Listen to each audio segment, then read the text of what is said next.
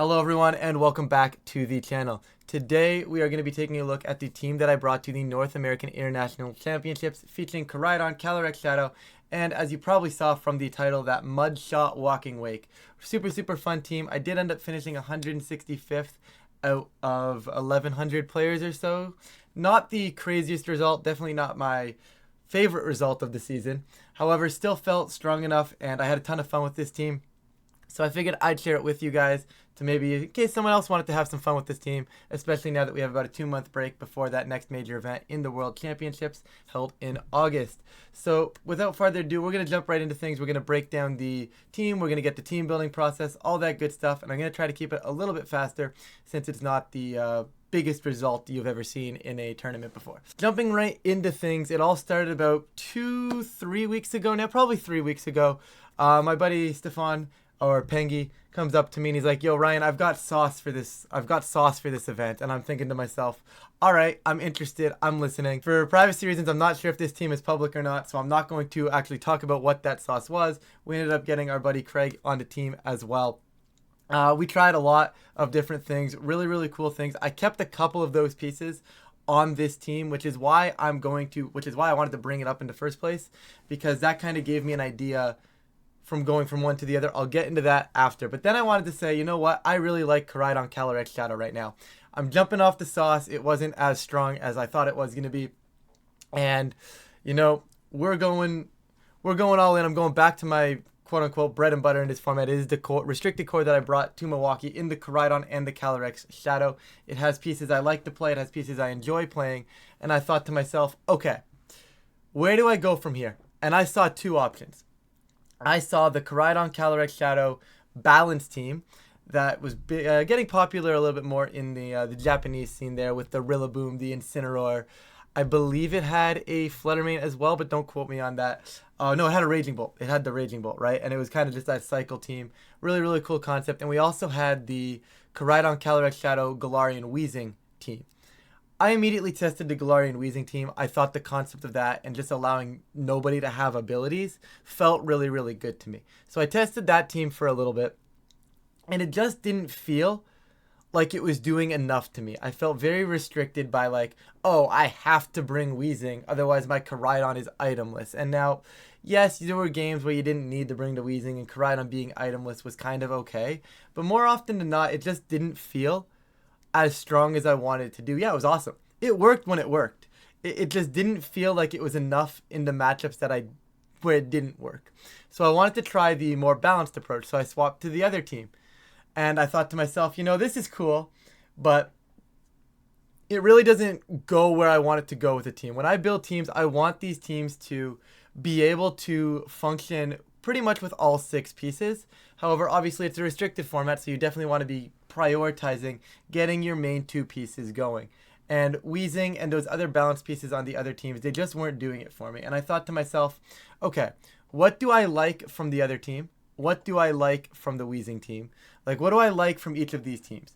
And I ended up saying that I really love the Ogerpon Fire because I love the redirection.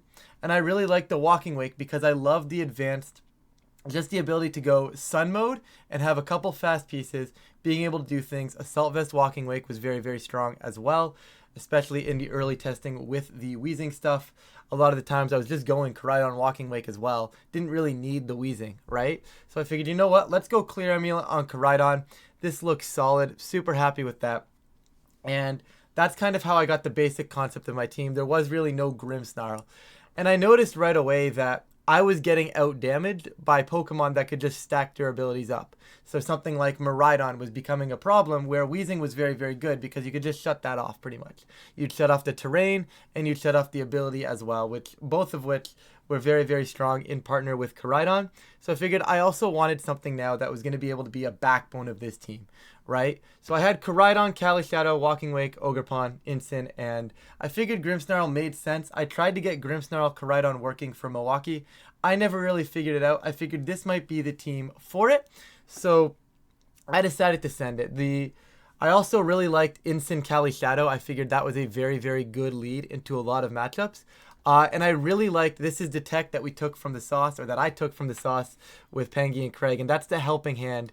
beside Kali Shadow. It felt so strong that there was really not a lot that they could do. Obviously, I'm Terra Ghost as well, so I have the immediate, oh, I can go Terra Ghost, Helping Hand, Astral Barrage, and really just not get faked out on either of my pieces, since Helping Hand goes before Fake Out.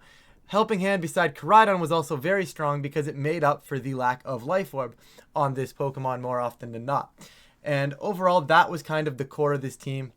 This team felt great. I had the redirection as well. And that's kind of how this team came to be. So we're going to start with the Koraidon here, guys. And this is your standard Clear Amulet Koraidon. Collision Course, Flare Blitz, Flame Charge, Protect. Absolutely nothing wild here.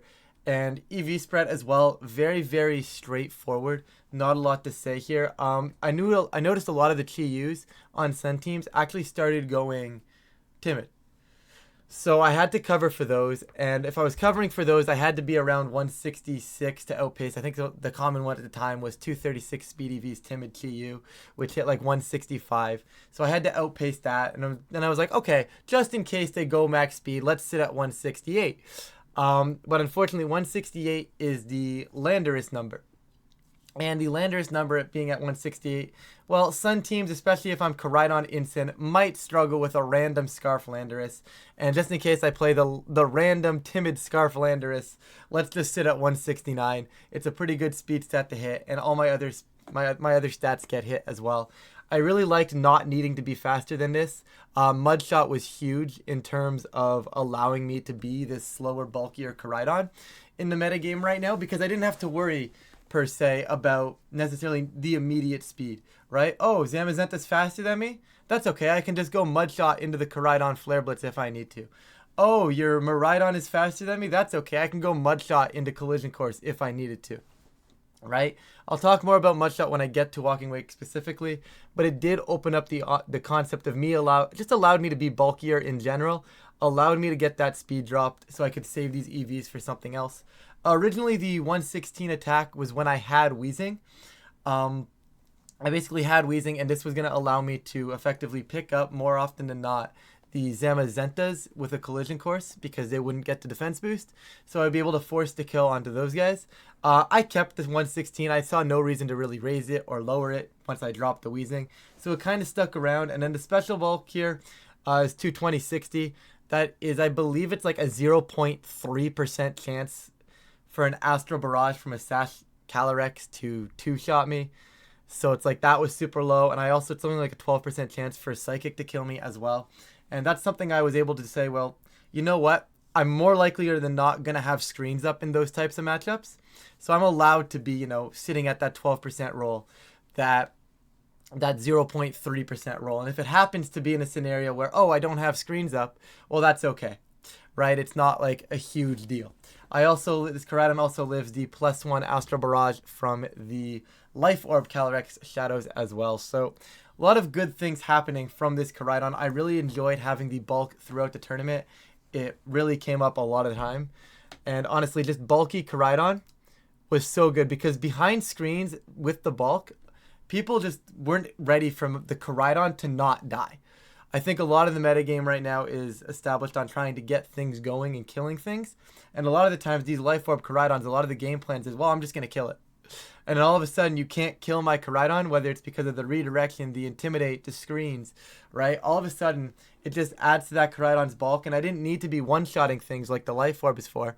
I was allowed to, sit back, get a Flame Charge up, then start stacking my Collision Courses, my Flare Blitzes, right? The bulk and the screens, all in all, really the strongest part of this team right now.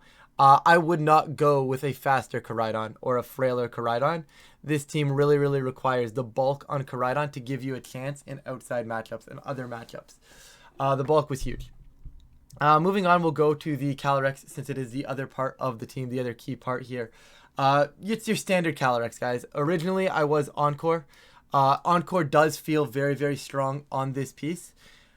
However, it was pointed out to me by my friend Nick that I have Fake Out, I have Redirection, and I have Screens.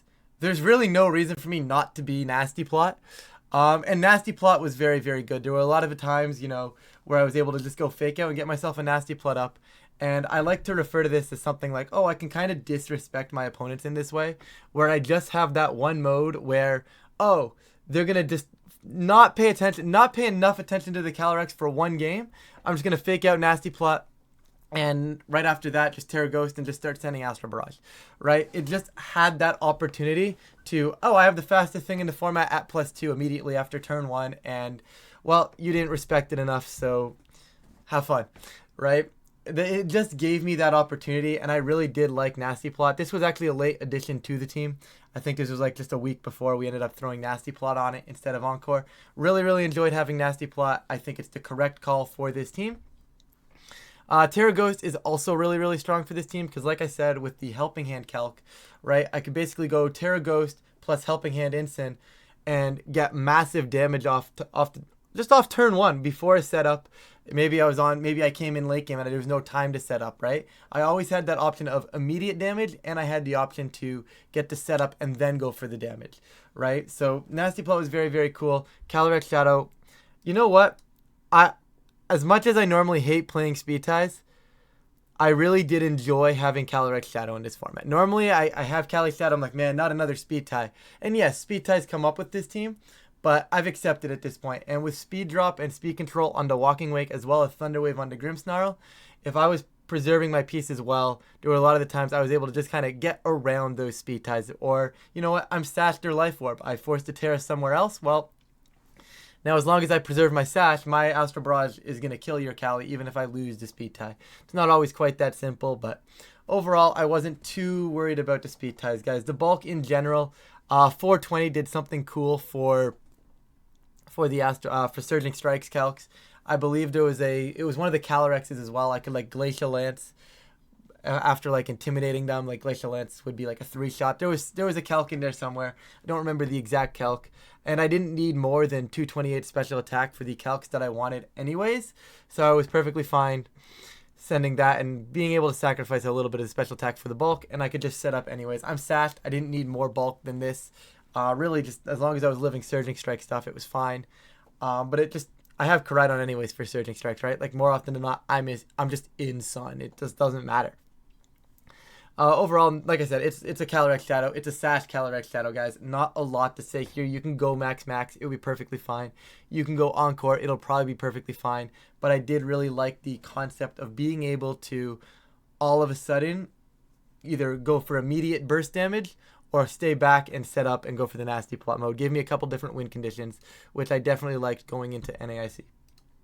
Incineroar, there's a couple things on this. The Terra Water I want to talk about a lot. Helping Hand, which I've already kind of touched upon.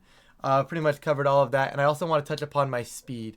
Anyways, so knockoff Helping Hand, Parting Shot, Fake Out. So relatively standard Incineroar. Wanted to have the goggles. I thought Amoonguss and Brute Bonnet were going to be around and probably problematic versus this team. Brute Bonnet specifically because I'm going to give it the defense boost, and 2, it's going to sucker punch my Calyrex Shadow. So having the Incineroar on this core felt really, really good. And safety goggles just made it so I couldn't get spored on switching. Couldn't get rage powered if they were going to redirect like a knockoff or something. So overall, very, very strong. And then I went for a kind of a mixed special attack, special defensive and physical defensive stat on the Ensign. I'm going to be honest, I don't remember what this spread does. The only thing that I know what it's for is the speed. I built this spread and said, you know what, this will be good enough. It's definitely something for the Calyrex Ice Riders. It takes a lot of those calcs, for a lot of the physical damage that I needed to take, and then it just has that extra special bulk for things on the special side, like switching into Astral Barrages and stuff like that. I wasn't bringing this Pokemon into the Zamazenta matchup, as crazy as that is. You know, normally you'd see Ensign get brought to the Zamazenta matchup because normally it's carrying something like that Will-O-Wisp where, you know, you try to burn the Zamazenta.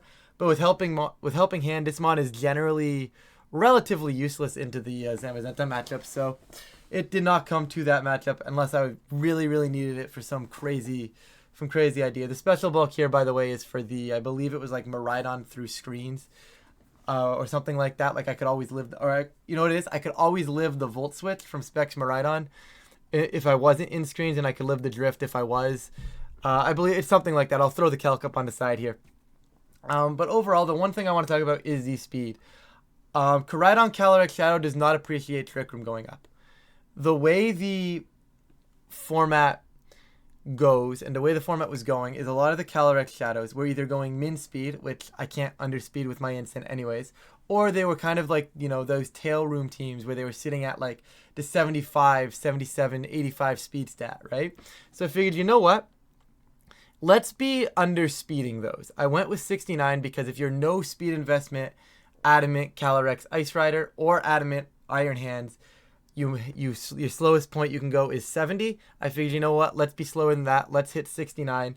And it actually worked out super, super well. There was a lot of games and a lot of turns in games where, oh, they said Trick Room, but it's okay because I did enough damage to now my instant can either parting shot, you know, that Leech Seed Cali Ice before it gets to move, or it can just knock off the last 10% HP after I clicked Helping Hand, Terra Ghost, Astro Barrage turn 1, and then they Terra Water, took 75, and then knock off can kill, right? That calc didn't come up too often, but it was definitely an option that was there if I did end up getting enough damage off with the Cali Shadow on turn 1. And then the Terra Water was a last minute change in theory. I was actually struggling a lot with the Zacian Kyogre teams. Without the Weezing, Rain was pretty much going up a little more often than not, a little more than I liked. However, leading Incineroar into Kyogre sounds incredibly dumb, but when they have a Zacian, you want to be leading Incineroar. So having the Terra Water allowed me to basically say I can lead Grimmsnarl Incin super, super safely because it just allows me to get a screen going. I can Terra Water out of if they led Kyogre, or I don't need to Terra at all if they lead Zacian, because if I can catch the Zacian on lead with Incin Grim, I can go Reflect, Parting Shot, get out, reposition, I'm set. Or if I end up getting that wrong, having Terra Water allowed me to cycle through that metagame or to cycle through that matchup very, very nicely to a spot where that's the Terra I'm allowed to use, right? I didn't need to Terra Ghost for the extra damage in that matchup.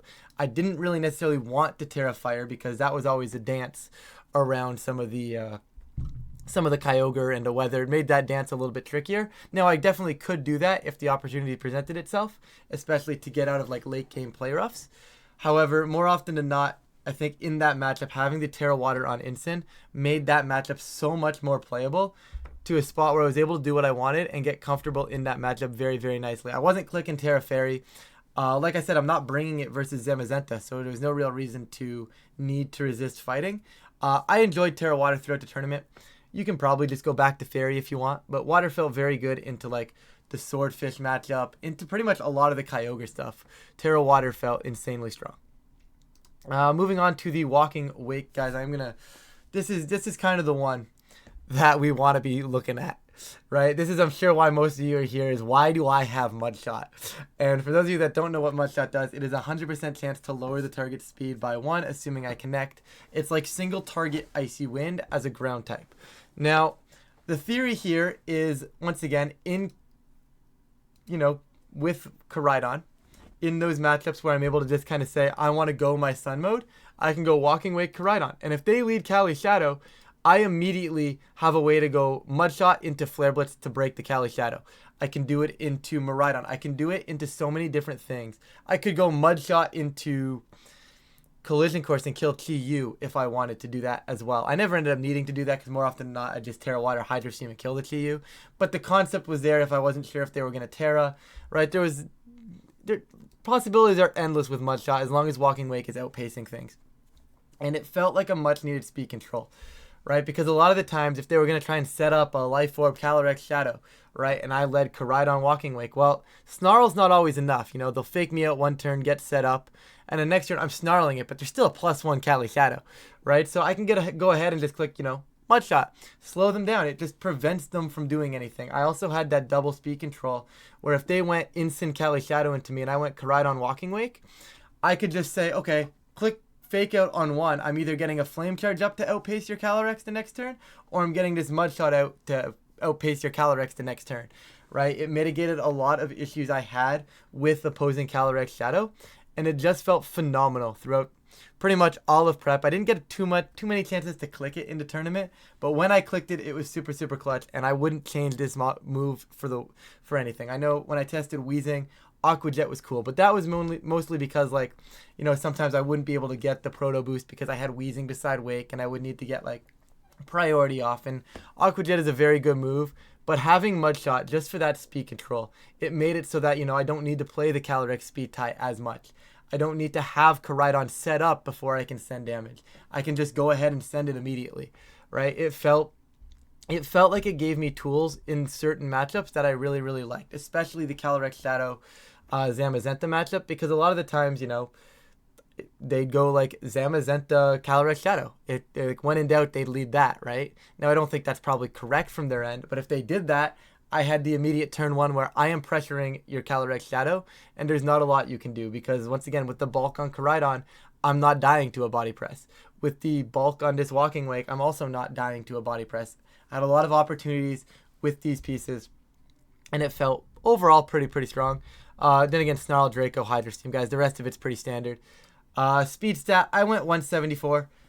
Not a lot to say here. I wanted to make sure I was outpacing Iron Treads, especially on like those Iron Treads Miraidon teams. Basically, if I was in Sun and they were in Terrain, I wanted my Walking Wake to be faster than those Iron Treads so that I could kind of Hydra Steam it and just pressure it down that way. Before anything, necessarily bad happened in those regards, allowing me to Terra Fire a lot easier on Koraidon in those matchups as well. I didn't need to be max speed. I easily could have been max speed. I just didn't see the need, right? I didn't need any more special attack than 132. Then this was down to 116 if you wanted to test max speed. That's the calc. Those are the way the calcs are. I pretty much just said I only need 174. Go max over here, and that's good enough for me. I'm pretty happy with was pretty happy with this spread. It was pretty general. Feel free to mess around and play around with it, but do not go below 174 because you do need it for the Iron Treads Miraidon matchup. Ogerpon, guys, once again, standard Ogerpon. Ogerpon on Sun. Ogerpon Fire specifically on Sun is one of those pieces that just feels like it needs to be there. It wasn't amazing in prep, but I really couldn't change it out, right? I really liked the grass damage. I loved the threat of Terra Fire boosted Ivy Cudgel in Sun. I could just all of a sudden go on the offense and take things out. I loved having the redirection as well. It was very good, especially for the Calyrex Shadow mode and some of the Shadow Rider Zamazenta teams, especially the ones with like double priority. Basically, what it allowed me to do is what I was struggling with the Weezing version in particular, is I would get going and I would get Koraidon Walking Wake up in the beginning. It would work, and then my end game, I just, they just Thunderclap Sucker Punch through the rest of my team, and I couldn't do anything about that. However, now I could get, Koraidon Walking Wake in early and get to go Calyrex Ogerpon in the back, and they can't just Thunderclap Sucker Punch my entire team anymore because of the follow me pressure, right? It forced a lot of different plays. It forced a different end game, and I really did enjoy having Ogerpon. So I knew follow me was correct on a team, and Ogerpon was just correct. It didn't come to too mane matchups. It was cool to pressure Kyogre in and out of Terra as well. Once again, didn't play too many Kyogres, but it was there if I needed it. So looking at the speed stat, I went 143 just because Modest Max Kyogre hits 142. Really wanted to speed creep that. I wasn't bringing this thing, beside Walking Wake. Very often or not, like, it was very rare to go like Mudshot and then have Ogerpon later. You could go up to 149, which I thought about in prep. That way, I'm faster than a -1 Cali Shadow as well if I wanted to be. I didn't see a need for that. The bulk felt a lot better. It was pretty much just generalized bulk for the most part, guys. I think 52 ended up being something cool with a Surging Strikes calc. Overall, pretty generalized bulk. Nothing too crazy there. Spread was actually made relatively quickly, kind of hit the few benchmarks that I wanted. And 116 just pretty much picked up everything I wanted it to into Sun, so didn't see a reason to go any higher.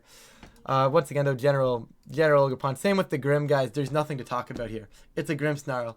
Pick a spread that you like, and pick a spread that you like. Spirit Break, Reflect, Light Screen, Thunderwave. It was here as I'm going to outbulk you. The one thing I did want to do was try to outpace a few of the other Grimmsnarls, and I know a lot of them, they'll click 4 here, 4 speed or 12 speed. Not too many actually go up to 20. So I want it to be that faster Grimmsnarl in cases where, I can just go Spirit Break and get kills. I wanted to get the kill under Grimmsnarl before they were able to maybe Spirit Break my Koraidon or Spirit Break my Walking Wake, right? And that was definitely, it did come in handy. I did like being the faster Grimmsnarl. Honestly, I've debated even going up to like 84, 85, even 86 to just outpace like Calyrex Ices, but that just felt like unnecessary amounts of speed, right? I got a lot more from putting the bulk in here. In terms of spread, it lives it lives Miraidon Electro Drift, dumped into physical bulk. There's not really a lot to say about a Grimmsnarl here, guys. It was a Grimmsnarl. It did its job. Thunderwave is a cool move, and when it's looking tragic, we get to click Yellow Magic, guys. Sped it up a little bit at the end here, but that is the concept of the team. It's a super fun team, and I do want to point out this team I don't think has any. Yep, I see this matchup, I'm winning. I don't think this team has any auto-win matchups. There's matchups that I like. I do like the Calyrex Shadow Zamazenta matchup. It's not like an auto-win, but it felt pretty strong in my favor as long as I was approaching the metagame right. I enjoy the, Miraidon Cali Ice matchup, especially the Leech Seed ones, because Incineroar really helps when the Cali Ice is Leech Seed. So Incineroar patched that matchup up as well. There were matchups I liked. And similar to a lot of the teams I build, guys, I'm not building teams that are going to have guaranteed wins and guaranteed losses. I like having teams that give me a chance to outplay, give me a chance in certain games. And that's exactly what I got from this team. It felt like I was never out of it. No matter what the matchup was, no matter how it may have felt bad, there was always something I could do, right?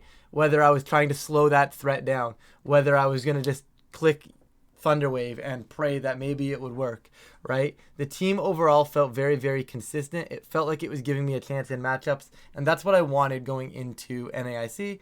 And you know what? I would have liked to get the day 2. I think this team deserved better than my 5-3 result, but I did start 5-1. Got a little unlucky throughout the tournament, but hey, you know what? It's Pokemon, and if I'm complaining about bad luck, then, if I get hung up on that, it's a bad time. Guys, paste and rental are down below. I am going to wrap this one up here. Like I said, it's not like a crazy big finish, so I'm not going to really talk about too many matchups.